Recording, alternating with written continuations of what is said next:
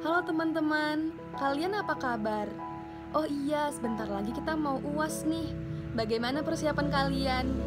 Aku mau tanya materi pajak internasional yang tentang penghasilan sehubungan pekerjaan dan pekerjaan bebas itu loh. Aku masih bingung, ada yang bisa bantuin jelasin nggak?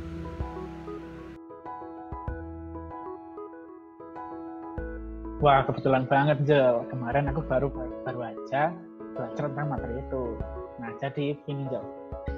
Penghasilan sehubungan dengan pekerjaan itu biasanya si negara sumber ini akan memajaki baik residen maupun non-residen atas penghasilan dari jasa perseorangan yang dilakukan di negaranya. Nah, income from employment atau yang disebut dengan penghasilan dari pekerjaan, yaitu penghasilan dari pekerjaan di bawah suatu kontrak. Nah, dalam arti luas itu seperti ini, John. Nah, jadi pekerja itu berada di bawah kontrol pemberi kerjanya. Jadi dalam hal bagaimana cara mereka bekerja, berapa jam bekerja, dan berapa lama mereka bekerja itu diatur oleh pemberi kerja. Nah, sedangkan pemberi kerja ini memiliki kekuatan untuk memutuskan hubungan kerja apabila si pekerja ini nanti bekerjanya buruk atau tidak sesuai dengan yang semestinya. Nah, lalu si pemberi kerja ini juga yang memberikan gaji atau upah bagi si pekerja ini.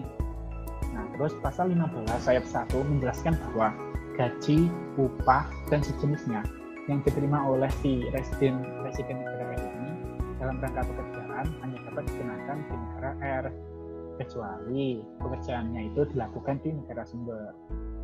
Jadi, jika pekerjaannya dikerjakan di negara sumber, maka negara sumber dapat memajaki, atau kalau biasanya itu di dalam kata-kata P3P itu may be tax. Nah, jadi begini, dalam hal pekerjaan dilakukan di negara sumber, jadi pajak hanya dapat dikenakan di negara residen jika ada 3 syaratnya, Jel. Jadi jika dia itu dilakukan di negara sumber, tapi dia itu hanya bisa dipajaki di negara residen jika 3 syarat ini terpenuhi. Nah, yang pertama, pemberi penghasilan ada di negara sumber kurang dari 183 hari dalam waktu 12 bulan. Nah, terus selanjutnya yang nomor 2, gajinya dibayar oleh atau atas nama pemberi kerja yang bukan residen negara sumber.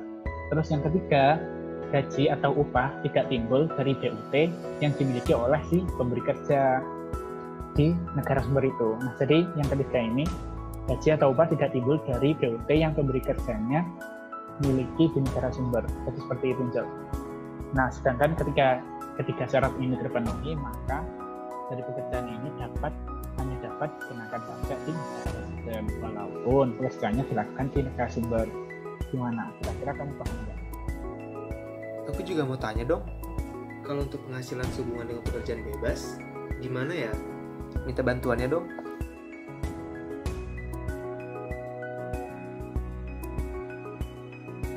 Nah, untuk penghasilan sehubungan dengan pekerjaan bebas, jadi orang yang melakukan pekerjaan bebas menentukan sendiri bagaimana pekerjaannya dilakukan, berapa jam dia bekerja, dan sebagainya.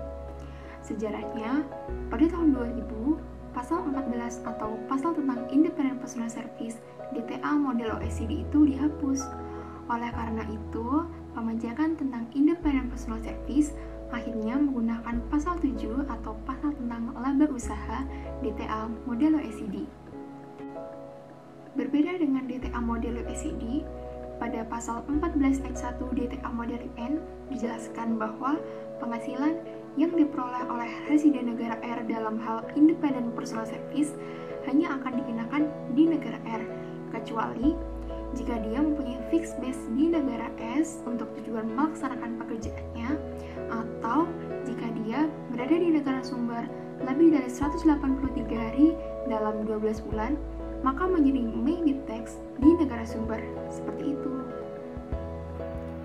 Oh, gitu ya. Wah, sekarang aku jadi paham tentang materi ini. Terima kasih ya bantuannya teman-teman. Semangat ya UASnya. Nah, aku harap dengan adanya video singkat ini, kita semakin belajar tentang personal service, khususnya sehubungan pekerjaan dan pekerjaan bebas. Baik, untuk teman-teman semua, terima kasih karena telah menonton video kami. Mohon maaf apabila ada salah kata. Tetap semangat belajar ya. Sampai jumpa. Sampai jumpa.